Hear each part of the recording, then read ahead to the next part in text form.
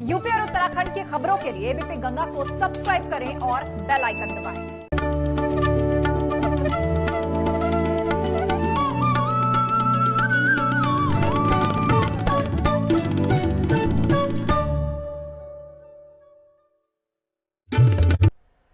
नमस्कार, एबीपी गंगा देख रहे हैं आप। मैं अवधेश। इस वक्त की बड़ी खबर का रुख करते हैं। सरकार और किसानों की बैठक बेनतीजा रही है। विज्ञान भवन में 3.5 घंटे तक ये बैठक चली। सरकार और किसानों के बीच बातचीत खत्म हो गई है।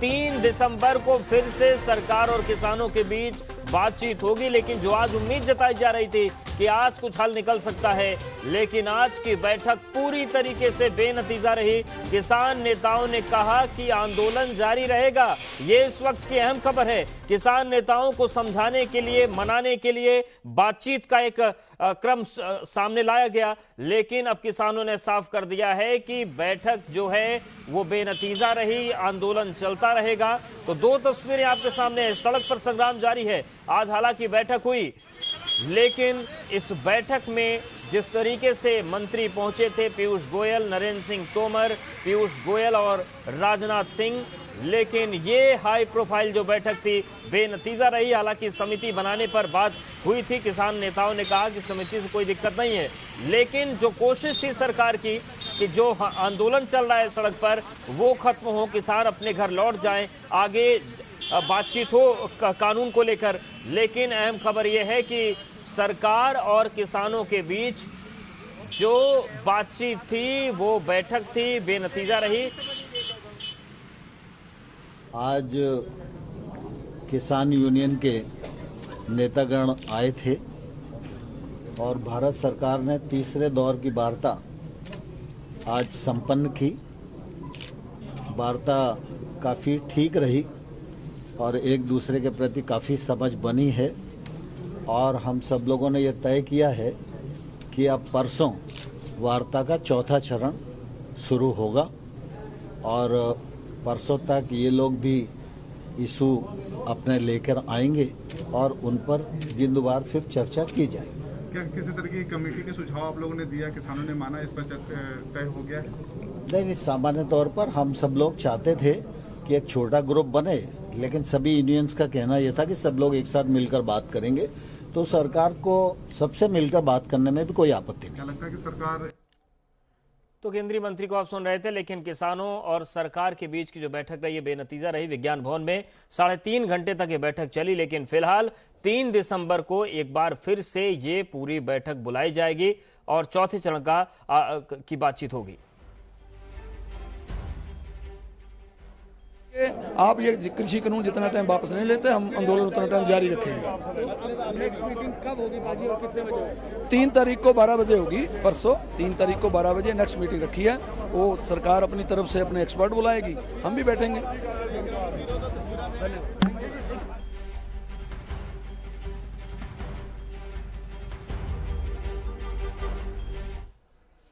तो ये पूरी तस्वीर है। इन सब के बीच साफ हो गया है कि 3 तारीख को एक बार फिर से बैठक होगी, लेकिन तब तक जो किसान नेता हैं, जो किसान हैं, वो आंदोलन करते रहेंगे। अविनाश का रुख करते हैं, हमारे साथ अविनाश बने हुए हैं। अविनाश, आज जब बैठक शुरू हुई थी तो ये उम्मीद जताई जा रही थी कि कुछ बीच का रास्ता निकल सकता है। ऐसी खबरें भी आ रही थी कि प्रेजेंटेशन के जरिए किसानों को समझाया जा रहा है, लेकिन अब एक बैठक और होगी, फिलहाल आंदोलन चलता रहेगा। जी बिल्कुल अवधेश, आंदोलन फिलहाल चलता रहेगा और सरकार ने भरसक प्रयास किया आज किसानों को समझाने के लिए, लेकिन किसान नहीं माने। कमेटी रिफॉर्म की बात की गई, कमेटी एक फॉर्म करने की बात की गई जिसमें किसानों का प्रतिनिधित्व भी रखने की बात कही गई, लेकिन किसान नहीं मांगे। अब अगले दौर की बातचीत 3 तारीख को होगी, तब तक उनका अनशन जारी रहेगा। ये सारे किसान यूपी उत्तराखंड से आए हुए हैं। देखिए, ये सरदार जी जो हैं उधम सिंह नगर से चल के आए हैं, बाजपुर से, इनसे भी बातचीत करेंगे। सरदार जी, आज आप लोगों की बात मानी नहीं है, आप लोग उत्तराखंड से चल के आए, वहां भले से ठंड का मौसम हो, लेकिन दिल्लियों में आप लोगों ने गर्मी बढ़ा दी है। कोई गल नहीं, अज नहीं बनूगी बात, 10 दिन रोके बन जूगी। 10 दिन रोके नहीं बनू तो 6 महीने बाद बन जूगी। यही आपका इंतजाम करके आए हैं। कब तक रुकने की आप लोगों ने ठानी? जब तक बात नहीं बनेगी तब तक? कोई मेरी बात सुनो, जो अं रात को पानी लाने उदों तो बिल्कुल ही साढ़े कपड़े लत्ते होंगे आ, सिरियां ही मिधते हैं, पानी लाने ठंड, सानू ठंड का मतलब नहीं, साढ़े वास्ते ना ठंड आ ना गर्मी आ। ना ठंड है ना गर्मी है। बातचीत भाई नहीं है, 3 तारीख को फिर से बुलाया गया बातचीत के लिए। 26 जनवरी तक का राशन तो फिलहाल है और मुझे लगता है कि किसान परिवार से हैं सब लोग। एक ट्रैक्टर ट्रॉली भर के किसी भी जिले से आ जाएगी, जिसमें आराम से 2 महीने 3 महीने जो है गुजारा किसान का चल सकता है। 26 जनवरी तक का राशन रखा हुआ बताया गया। आप लोग कब तक यहाँ पे रुकेंगे? देखिए सरदार जी, बात नहीं बन पा रही सरकार से, आज दौर की बातचीत हो चुकी है, फिर भी जो है सरकार ने कहा है 3 तारीख को हम फिर से बातचीत करेंगे। देखो यहाँ पर जो किसान आया है ना, अब वो ये ठान के आया है कि इसको निपटा के जाएगा। वो 2 महीने लगे, 4 लगे, 6 लगे या 10 दिन में निपट जाए। अब कोई वापस जाने वाला नहीं है, और जब तक ये सरकार किसानों के हित में निर्णय नहीं ले लेती तब तक किसान यहीं डटे रहे। सरकार कमेटी फॉर्म करने की बात कर रही है, लेकिन कमेटी अब तक जो है उस पर किसान माने नहीं कि कमेटी हम नहीं फॉर्म करेंगे, सब सीधे बातचीत होनी चाहिए।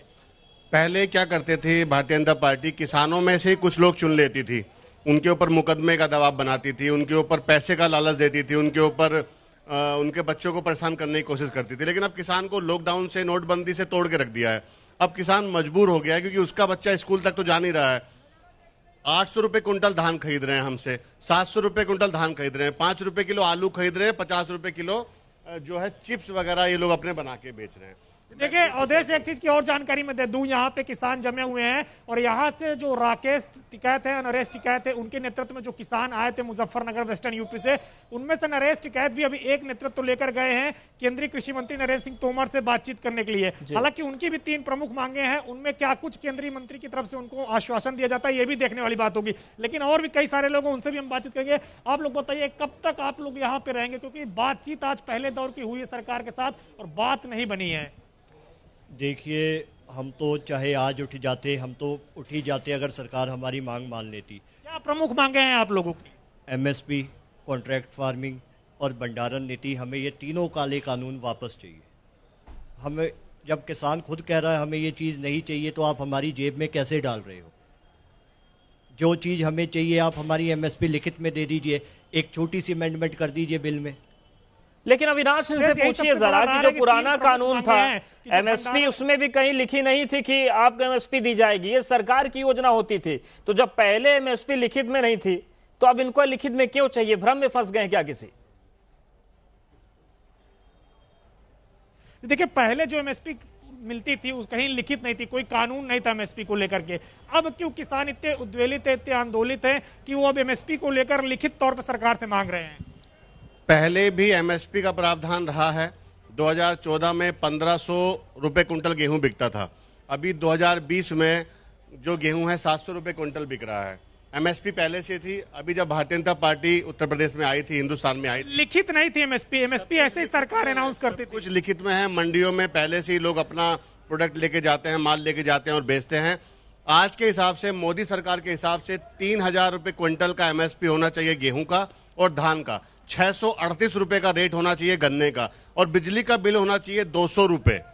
ये हमारी मांगे हैं और इन्हीं मांगों के साथ हम लोग अड़े रहेंगे, और जब तक अड़े रहेंगे जब तक हमारी मांगे नहीं मानी जाएंगी। बिल्कुल अविनाश, मतलब कुल मिला के समझ में आ रहा है जब तक बातें नहीं मानी जाएंगी कि बहुत ज्यादा जानकारी से मतलब किसी का है नहीं। कानून पहले क्या था, अब क्या था, बस उस धारा में चले आए हैं। पंजाब से हो, हरियाणा से हो, हम पूरे इंडिया के सब किसान एक साथ है, आज एकजुट है। हम अपने भाइयों के, सब किसानों के साथ खड़े हैं। हम सबकी एक ही मांग है जी, किसानों की। बिल्कुल अवधेश, आप सुन रहे, सारे किसान यहाँ एकजुट है और सारे किसान एकजुट होकर के यही मांग कर रहे हैं कि कुछ भी हो जाए, ये जो फॉर्म कॉन्ट्रैक्टिंग आ रही है, इसमें कॉन्ट्रैक्ट पे, इस पे ढील जो सरकार ने दी है, इस पे फिर से पुनर्विचार लेकिन एक सवाल और भी अविनाश आपके जरिए इन किसानों से, साथ साथ एमएसपी पे बातचीत कि फार्म कॉन्ट्रैक्ट जो है, कॉन्ट्रैक्ट फार्मिंग जो है, वो किसान पर, ये किसान की मर्जी पर, कोई जबरदस्ती नहीं है। कल वाराणसी में प्रधानमंत्री ने भी कहा कि किसान अगर कॉन्ट्रैक्ट फार्मिंग करना नहीं चाहते तो उनकी मर्जी है, पुराने हिसाब से अपने अनाज को बेच सकते हैं।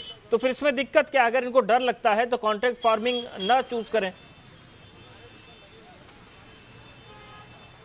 एक कल अगर बात करें तो प्रधानमंत्री ने बनारस से कहा है कि कॉन्ट्रैक्ट फार्मिंग किसानों के ऊपर है पूरी तरीके से। किसान चाहे तो कॉन्ट्रैक्ट फार्मिंग करें, अगर उनको नहीं अच्छा लगता है तो ना करें। तो फिर आप लोगों को आपत्ति किस बात पे हो रही है? आपत्ति इस बात पे हो रही है कि जब आप ऑप्शन ही नहीं छोड़ोगे, ऑप्शन ही नहीं। बिल्कुल अविनाश, और एक तस्वीर हम दिखा दें, आपके पास आएंगे, मजबूरी में करनी पड़ेगी जो टिकैत, अब आपका जब एमएसपी नहीं होगा, राकेश टिकैत के साथ जो प्रतिनिधिमंडल पहुंचा है कृषि मंत्री से मिलने के लिए, वो तस्वीर हम आपको दिखा रहे हैं। और सीधी तस्वीरें इस वक्त दर्शकों के सामने है। तो ये जो दूसरा प्रतिनिधिमंडल है वो भी पहुंच चुका है कृषि मंत्री के पास, और वहां पर यूपी, उत्तराखंड, हरियाणा के जो किसान हैं उनकी जो बातचीत है वो आगे बढ़ेगी। हालांकि जो पहली बातचीत विज्ञान भवन में बुलाई गई थी वो बेनतीजा रही है। अविनाश, सवाल ये है, एक सवाल और उठ रहा है खासतौर से बीजेपी की तरफ से कि ये जो दौर है ये गेहूं का है, ये गन्ने को लगाने का है, गुड़ाई का है। ऐसे में जो लोग यहां पर सड़कों पर बैठे हैं दरअसल वो किसान है ही नहीं, क्योंकि अगर किसान होते तो अपने खेतों पर होते हैं। किसान अपनी कृषि से समझौता नहीं करता। जी बिल्कुल, मैं ये सवाल जरूर लूंगा, ये काफी दिलचस्प सवाल है। देखिए, एक आरोप लग रहा है भारतीय जनता पार्टी के तमाम सारे जो प्रवक्ता है या कई नेता हैं उनकी तरफ से भी एक आरोप लग रहा है कि जो किसान है इस वक्त खेतों में बुआई कर रहा है, गेहूं का सीजन है, तमाम अन्य फसलों का है, जो यहाँ पे बैठे हैं वो असल किसान नहीं है। ये सभी किसान है, एक एक किसान का बच्चा है। ये कोई ऐसा आदमी नहीं है इसमें से कोई सियासी पार्टी हो, कोई नहीं है। ये तो सब कहने की बातें हैं। और ये जो कह रहे हैं कि कॉन्ट्रैक्ट फार्मिंग पे किसानों की हम आय दुगनी कर देंगे, मोदी जी से हम पूछना चाहते हैं, आज किसान का धान बिक रहा है 900-1100 रुपये के 1000 रुपये में, जब इसका MSP 1800 समथिंग रुपया है। तो कैसे बढ़ेगी आय? जब कॉन्ट्रैक्ट खेती हो जाएगी ना, तो सब किसानों की भूमि उन बड़े घरानों के पास पहुंच जाएगी। ये अपनी खेती से भी आज हो बैठेंगे, किसी को कुछ नहीं मिलने वाला है समाज में से। और ये जो कमेटी गठित कर रहे हैं, ऐसी कमेटी बहुत बार गठित हुई है, ये टरकाने वाली बात है। बिल्कुल, और देखने वाली बात होगी कि क्या बातचीत से रास्ते निकलते हैं। शुक्रिया अविनाश, फिलहाल जानकारी अपडेट्स को देने के लिए और किसानों से बातचीत करने के लिए। तो लगातार बातचीत का दौर जारी है, लेकिन आज की बातचीत बेनतीजा रही। बड़ी खबर उत्तर प्रदेश से है, जहां पर 19 IPS अफसरों के तबादले हुए हैं। एक बड़ा प्रशासनिक फेरबदल, बड़े तबादले की लिस्ट सामने आई है। उत्तर प्रदेश में 19 IPS अफसरों के तबादले हुए। कई जिलों के SP बदले गए हैं। चक्रेश मिश्रा SP संभल बनाए गए हैं। सुकीर्ति माधव को SP शामली बनाया गया है। डॉक्टर कौस्तुभ SP संत कबीर नगर की जिम्मेदारी दी गई है। और अमरेंद्र प्रताप सिंह को सोनभद्र का SP बनाया गया है। चक्रेश मिश्रा SP संभल, सुकीर्ति माधव SP शामली, डॉक्टर कौस्तुभ SP संत कबीर नगर, अपर्णा गौतम को SP औरैया बनाया गया है। सुनीति को SP अमरोहा बनाया गया। विपिन टांडा SP बलिया, अविनाश पांडे SP मैनपुरी, नीरज जादौन को SP हापुड़ की जिम्मेदारी मिली है। संजीव सुमन DCP लखनऊ, अमित कुमार को चंदौली का SP बनाया गया है। प्रमोद कुमार SP ललितपुर, अशोक कुमार मीणा SP फतेहगढ़, अभिषेक DCP नोएडा बनाए गए हैं। रवि कुमार को DCP लखनऊ की जिम्मेदारी दी गई है। अजय कुमार को फिरोजाबाद का SP बनाया गया है। प्रशांत वर्मा कन्नौज के SP नियुक्त हुए हैं और हेमंत कुटियाल को बलरामपुर का SP बनाया गया है। सतपाल को फतेहपुर का SP बनाया गया। 2015 बैच के IPS अफसरों को जिले में पोस्टिंग मिली है। ABP गंगा ने सुबह ही बताया था कि जिलों में कप्तानी के लिए इंटरव्यू हो रहा है और 2015 बैच के जो IPS हैं उनको जिलों की कमान सौंपी गई है। तो इस वक्त की बड़ी खबर, एक बड़ा पुलिस प्रशासनिक फेरबदल हुआ है। कानून व्यवस्था जिस तरीके से सवालों के घेरे में बीते दिनों आई, उसके बाद जो यंग ऑफिसर्स हैं उनको फील्ड पर भेजा गया है। अमरेंद्र प्रसाद सिंह SP सोनभद्र, चक्रेश मिश्रा SP संभल, सुकीर्ति माधव SP शामली, डॉक्टर कौस्तुभ SP संत कबीर नगर बनाए गए हैं। संतोष हमारे साथ जुड़ गए हैं।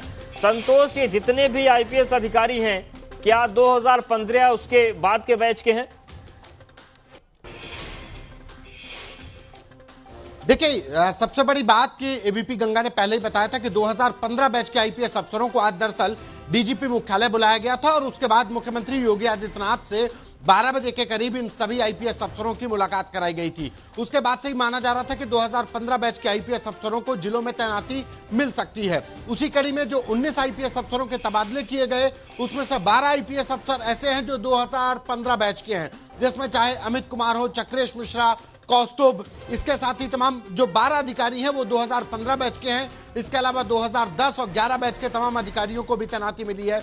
लेकिन 2015 बैच के 12 IPS अफसरों को जिले में तैनाती मिली है। जो अभी उत्तर प्रदेश सरकार ने 19 IPS अफसरों को तैनाती दी है, जो ट्रांसफर ऑर्डर जारी किए हैं, उसमें 12 IPS अफसर ऐसे हैं जो कि 2015 बैच के IPS अधिकारी हैं। जी बिल्कुल। और संतोष, जिस तरीके से ये पूरा मुख्यमंत्री के साथ मुलाकात हुई, DGP के पास बुलाया गया, क्या कानून व्यवस्था के मद्देनजर ये फैसले लिए गए हैं कि जो युवा अधिकारी हैं उनको फील्ड पर उतारा जाए, उनको मौका दिया जाए? क्योंकि बीते दिनों कानून व्यवस्था के मसले पर काफी बद पीड़ी थी। देखिए, ये एक नया प्रयोग हो सकता है। हालांकि ये जितने भी अधिकारी, चाहे वो सुकीर्ति माधव हो, अमित कुमार हो, या तमाम जो अधिकारी, चक्रेश मिश्रा हो, ये अपने जिलों में एएसपी के पद पर ही थे, एडिशनल एसपी के तौर पर काम कर रहे थे और इनका ट्रेनिंग पीरियड भी खत्म हो चुका था। एक अनुभव भी इनको कई जिलों का, चक्रेश मिश्रा लखनऊ में भी रहे, प्रयागराज में भी रहे, अमित कुमार लखनऊ में लंबे समय से तैनात थे। तो कहा जाए कि एक इनके पास अनुभव तो था ही, उसी का फायदा उठाने के लिए उत्तर प्रदेश सरकार ने फैसला लिया है कि अब नए जो युवा आईपीएस अधिकारी हैं उनके ऊपर ये जिम्मेदारी दी गई है कि जो छोटे, चाहे चंदौली हो, संभल हो, हापुड़ हो, इन जिलों में इनको तैनात किया गया है ताकि छोटे जिलों से इनकी शुरुआत की जा सके। लेकिन इतना जरूर है कि जो 19 आईपीएस अफसरों की जो ट्रांसफर लिस्ट आई है उसमें सरकार ने सीधे से मैसेज दे दिया है कि अब उनको तेज तर्रार और नौजवान अधिकारी चाहिए, यानी कि जो फील्ड में दिखते रहें, जो तेजी से घटना स्थल पर पहुंचे, जो क्राइम फ्रंट पर तेजी से काम कर सके, अपराधियों से डटकर खुद मुकाबला कर सके। बिल्कुल, और देखने वाली बात होगी कि जो प्रयोग है ये कितना सफल जमीन पर होता है। शुक्रिया आपका जानकारी और अपडेट को देने के लिए। उत्तर प्रदेश को फिल्म इंडस्ट्री का नया केंद्र बनाने की अपनी योजना को अमली जामा पहनाने के लिए मुख्यमंत्री योगी आदित्यनाथ महाराष्ट्र के दौरे पर हैं। अब से कुछ ही देर में मुख्यमंत्री योगी आदित्यनाथ अपने महाराष्ट्र के दौरे के लिए मुंबई पहुंचने वाले हैं, जहां पर वो नोएडा में बनने जा रही फिल्म सिटी में निवेश लाने के लिए बॉलीवुड के कलाकारों और निवेशकों के साथ मुलाकात और बैठक करेंगे। आज शाम सीएम योगी आदित्यनाथ फिल्म अभिनेता अक्षय कुमार से मुलाकात करेंगे। बुधवार को सीएम योगी आदित्यनाथ मुंबई में बॉम्बे स्टॉक एक्सचेंज में लखनऊ नगर निगम के बॉन्ड का औपचारिक रूप से लॉन्चिंग करेंगे और देश के औद्योगिक घरानों से मुलाकात करके यूपी में निवेश लाने पर चर्चा करेंगे।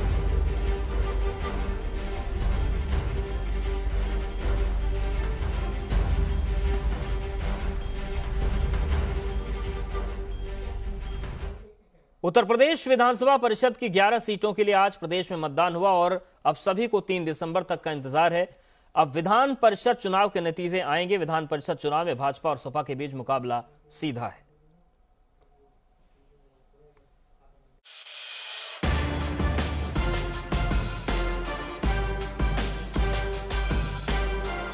उत्तर प्रदेश की 11 विधानसभा सीटों पर मतदान खत्म होने के साथ ही विधान परिषद चुनाव की सभी प्रत्याशियों की किस्मत मत पेटियों में बंद हो गई। खंड स्नातक क्षेत्र की 5 सीटों और खंड शिक्षक क्षेत्र की 6 सीटों पर कुल 199 प्रत्याशी मैदान में हैं, जिनमें से 11 सदस्य चुनने के लिए 72 जिलों में मतदान हुआ। सुबह 8 बजे से शुरू हुई वोटिंग के दौरान शुरुआत में कई जिलों में मतदान बेहद धीमा रहा, लेकिन दोपहर होते होते मतदान में तेजी देखने को मिली। तक कोई भी दल स्नातकों के बीच में और शिक्षकों के बीच में जाकर के अपने दल की नीतियां और सरकार की नीतियों के बारे में बताने की क्षमता नहीं रखता था, लेकिन भारतीय जनता पार्टी ने सभी लोगों को इस बात के लिए तैयार किया कि वो लोग जो पढ़े लिखे मतदाता हैं, स्नातक हैं, शिक्षक हैं, सभी लोग भारतीय जनता पार्टी के पक्ष में मतदान करें। आदरणीय प्रधानमंत्री नरेंद्र मोदी जी की नीतियों के कारण, आदरणीय मुख्यमंत्री योगी आदित्यनाथ जी की नीतियों के कारण और जिस ढंग से प्रदेश और देश का विकास हुआ है, भारतीय जनता पार्टी सबको साथ लेकर चल सकती है। विधान परिषद का हुआ ये चुनाव भाजपा के लिए सबसे अहम माना जा रहा है, क्योंकि विधानसभा में 2/3 सीटों के साथ बहुमत वाली योगी सरकार विधान परिषद में अल्पमत में है। यूपी विधान परिषद में कुल 100 सीटें हैं, जिनमें से भाजपा के पास सिर्फ 21 सीटें हैं, जबकि सपा 55, बसपा 21 और कांग्रेस 2 सीटों पर काबिज है। हालांकि कांग्रेस का एक सदस्य भाजपा में शामिल हो चुका है, इसलिए अब उच्च सदन में अपनी ताकत बढ़ाने के लिए भाजपा ने 11 में से 9 सीटों पर अपने प्रत्याशी उतारे हैं। स्नातक निर्वाचन खंड की एक सीट पर बीजेपी ने शिक्षक संघ के प्रत्याशी को समर्थन दिया है और एक सीट पर प्रत्याशी नहीं उतारा है, जबकि समाजवादी पार्टी ने सभी 11 सीटों पर अपने प्रत्याशी उतारे हैं। इसके चलते दोनों दलों के शिक्षक संगठनों के प्रत्याशियों के बीच कांटे का मुकाबला माना जा रहा है और अब 3 दिसंबर को आने वाले नतीजों में साफ हो जाएगा कि विधान परिषद के मुकाबले में बाजी किसने मारी है। Bureau report, ABP Ganga. और इधर एमएलसी चुनाव के दौरान समर्थकों के बीच मारपीट देखने को मिली। फर्रुखाबाद में सपा भाजपा समर्थकों में मारपीट हो गई। वहीं कन्नौज में भी भाजपा सपा कार्यकर्ता आपस में भिड़ते नजर आए। तो 2 तस्वीर आपके सामने, फर्रुखाबाद और कन्नौज, जहां पर सपा और भाजपा के कार्यकर्ता आपस में भिड़ गए। एमएलसी चुनाव में मतदान के दौरान जमकर मारपीट हुई और दोनों ही जगहों पर पुलिस के सामने एक बड़ी चुनौती सामने आ गई।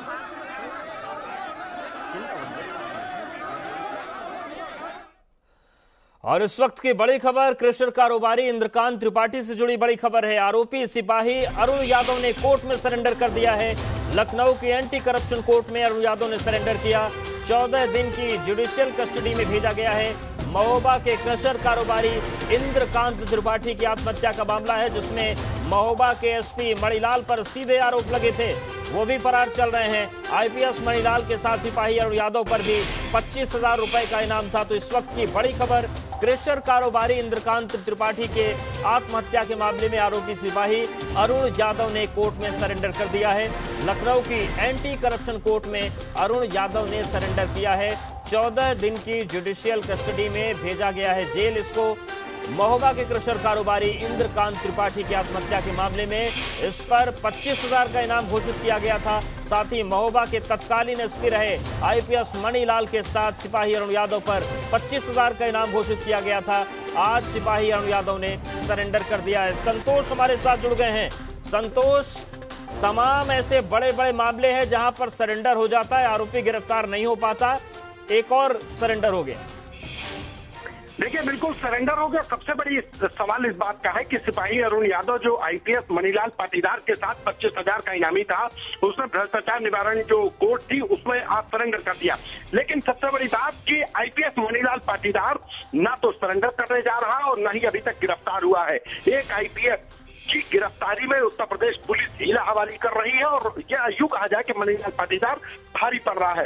अरुण यादव भी मणिलाल पाटीदार के साथ आरोपी था, जिसके ऊपर 25,000 का इनाम घोषित किया गया था। अरुण यादव ने लखनऊ की स्पेशल भ्रष्टाचार निवारण कोर्ट में सरेंडर कर दिया है। उसको 14 दिन की जुडिशियल कस्टडी में जेल भेज दिया गया है। इसके साथ ही मणिलाल पाटीदार और महोबा के क्रशर व्यापारी की मौत के मामले में जो आत्महत्या का मामला है, उस पूरे मामले में अकेले मणिलाल पाटीदार उत्तर प्रदेश पुलिस के लिए लेकिन सवाल संतोष यहाँ पर उठता है, बीते वक्त में कुछ ऐसे मामले जो सामने आए कि मणिलाल पाटीदार को पकड़ नहीं पा रहे हैं या पकड़ना नहीं चाह रहे हैं, कोई बचा रहा है। देखिए, यही एक बड़ा यक्ष प्रश्न है कि जब 25,000 के इनामी से लेकर के और 2 लाख के इनामी को यूपी पुलिस ढेर कर देती है, तो और उसके बाद अगर उन्हीं के महकमे का एक आईपीएस अधिकारी जो कि पहले ही जिले में तैनाती के दौरान भ्रष्टाचार के तमाम कीर्तिमान जिसने स्थापित कर दिए, वो पुलिस के ऊपर भारी पड़ रहा है, वो एसटीएफ के ऊपर भारी पड़ रहा है, वो उत्तर प्रदेश पुलिस के तमाम उन अफसरों पर भारी पड़ रहा है जो बदमाशों को धरपकड़ करने का दावा करते हैं। अभी तक फिलहाल यूपी पुलिस के लिए आईपीएस मणिलाल पाटीदार एक चुनौती बने हुए हैं। जी शुक्रिया संतोष, जानकारी और अपडेट्स को देने के लिए। तो आरोपी सिपाही अरुण यादव ने कोर्ट में सरेंडर कर दिया है, लेकिन सवाल यही है कि आखिर मणिलाल पाटीदार कहां है।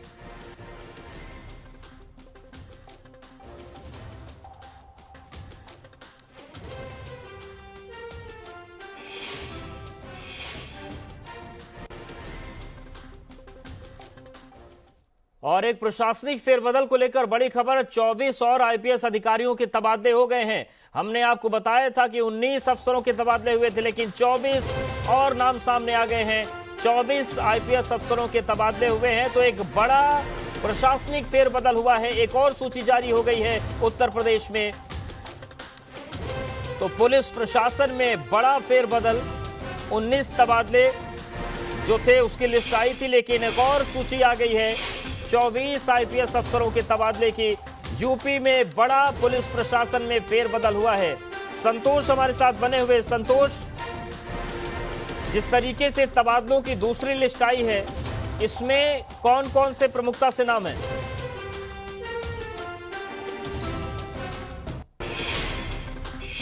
तो बड़ी खबर आपको बता दें कि एक और सूची आ गई है। उत्तर प्रदेश में बड़ा प्रशासनिक फेरबदल हुआ है, पुलिस प्रशासन में बड़ा फेरबदल हुआ है।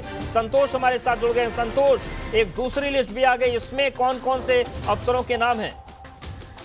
देखिए, इस पूरे जो लिस्ट दूसरी आई है उसमें लखनऊ की डीसीपी ईस्ट चारू निगम हटा दी गई है, उनको पीएससी मेरठ भेजा गया है। इसके साथ ही स्वप्निल मंगाई जो अभी तक डीसीपी लखनऊ कमिश्नरेट थे, उनको एसपी ईओडब्ल्यू लखनऊ बनाया गया है।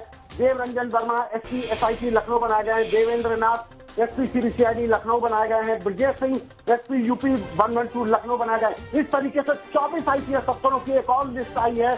कुल मिलाकर अभी तक उत्तर प्रदेश पुलिस में बड़े पैमाने पर एक पहली लिस्ट 19 आईपीएस अफसरों की थी और अब ये 24 आईपीएस अफसरों की एक दूसरी सूची भी आ गई है, जिसमें लखनऊ कमिश्नरेट से 2 आईपीएस अफसर हटा दिए गए हैं। चारू निगम और स्वप्निल बमगाई को नई दिल्ली में तैनाती मिली है। जी बिल्कुल, यानी कि कुल 43 अफसरों का तबादला फील्ड से लेकर तमाम जो अलग अलग विभाग है वहां तक फेरबदल हुई। शुक्रिया आपका जानकारी के लिए संतोष। और यहां पर वक्त एक छोटे से ब्रेक का है, फौरन हाजिर होंगे।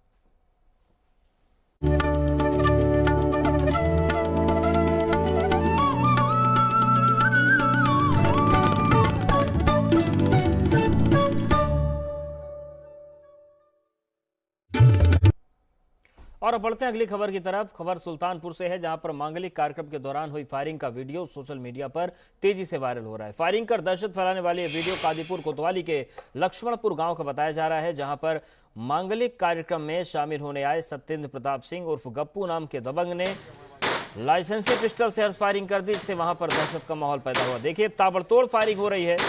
सत्येंद्र प्रताप सिंह उर्फ गप्पू ने जमकर फायरिंग की। सुल्तानपुर की तस्वीरें।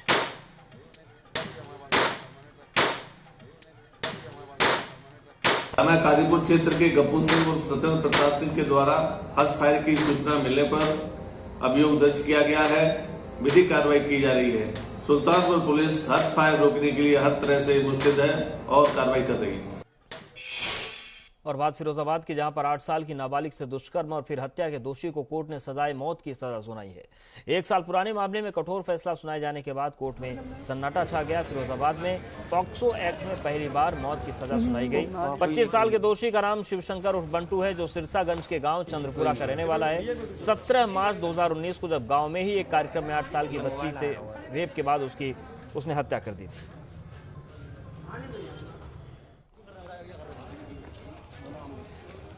डॉक्टर प्रदीप कुमार जी ने यह साबित किया कि इसकी मृत्यु गला दबाकर हुई है। डॉक्टर साधना राठौर ने यह साबित किया कि इसके साथ बलात्कार की घटना से इनकार नहीं किया जा सकता। इसमें पत्रावली का संपूर्ण परिशीलन करने के बाद और केस के सही तथ्यों की पत्रावली से सही अवगत होने के बाद माननीय न्यायाधीश पॉक्सो कोर्ट श्री मृदुल दुबे जी द्वारा निर्णय मृत्युदंड का सुनाया गया, जो कि बहुत ही सराहनीय और अच्छा रहा।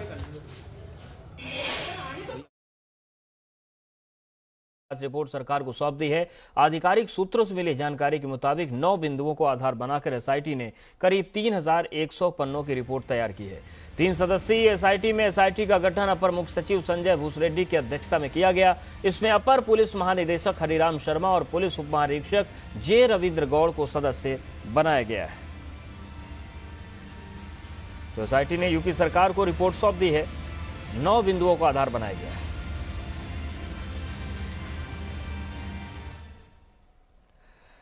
और यहां पर वक्त एक छोटे से ब्रेक का है, लेकिन आगे जरूर देखिए उत्तराखंड प्राइम हमारे सहयोगी प्राची के साथ।